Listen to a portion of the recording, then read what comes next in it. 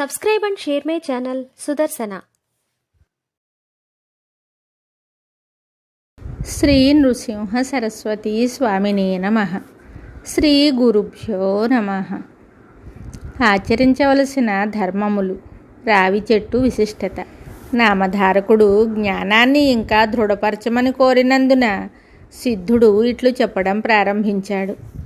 గంధర్వపురంలో ఒక పేద బ్రాహ్మణుడు భిక్షాన్నముతో జీవనం చేస్తూ ఉండేవాడు. ఎవరింటికి భోజనానికి వెళ్ళేవాడు కాదు.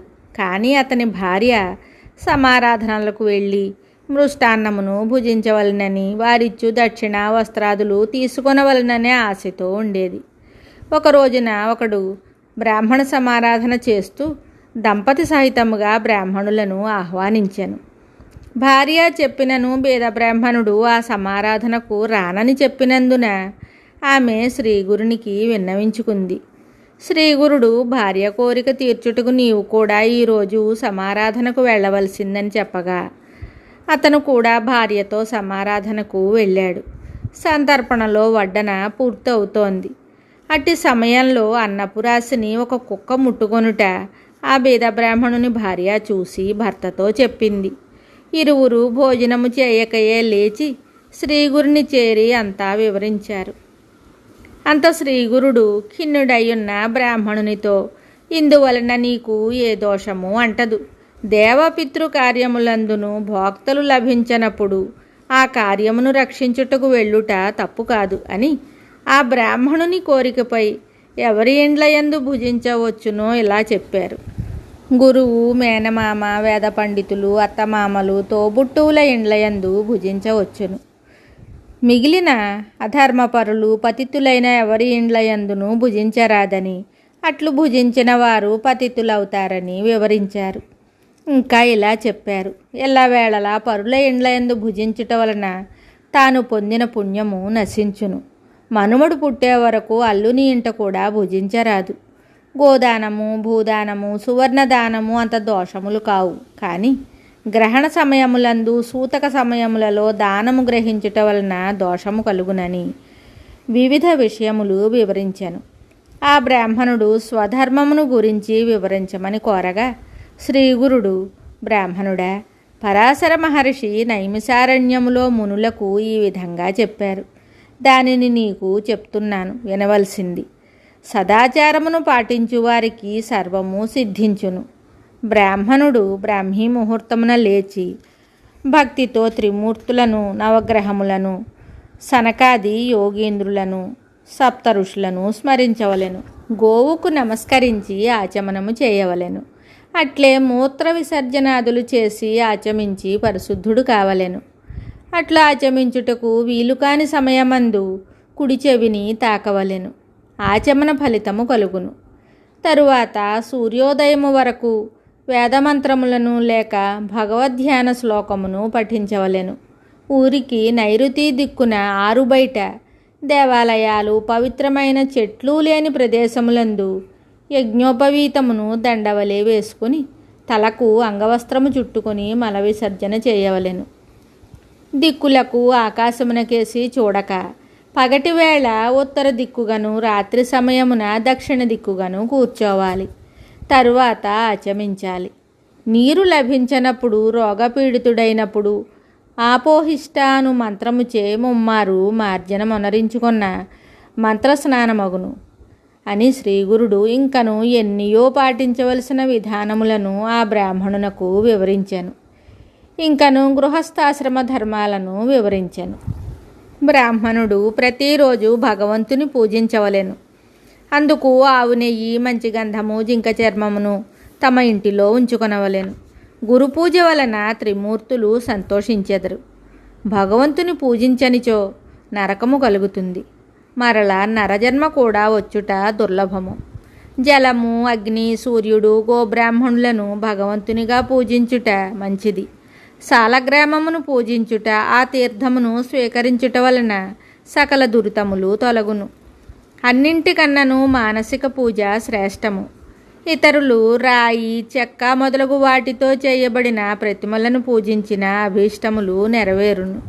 ఆసనముపై కూర్చొని నిర్మాలిన్యమును తొలగించి సంకల్పము ప్రాణాయామము చేసి కలశము గంట శంఖములను సంప్రోక్షించుకుని మొదట గణపతి పూజను చేసి ఇష్టదేవతను హృదయమున తలచి ఎదురుగానున్న విగ్రహమునకు పంచామృతములతో అభిషేకించి షోడశోపచార పూజను అష్టోత్తర శతనామములతో చేయవలెను. తన పెరటిలోని తెల్లటి పూలతో పూజించుట శ్రేష్టము. పసుపు ఎరుపు రంగు పూలు మధ్యమము, నల్లని పూలు ఇతర రంగు పూలు అధమము. వాడిన నలిగిన రాలిన పూలతో పూజించరాదు. గణపతిని తులసితో పూజించరాదు. శివునికి తెల్లని పూలు ప్రీతికరము.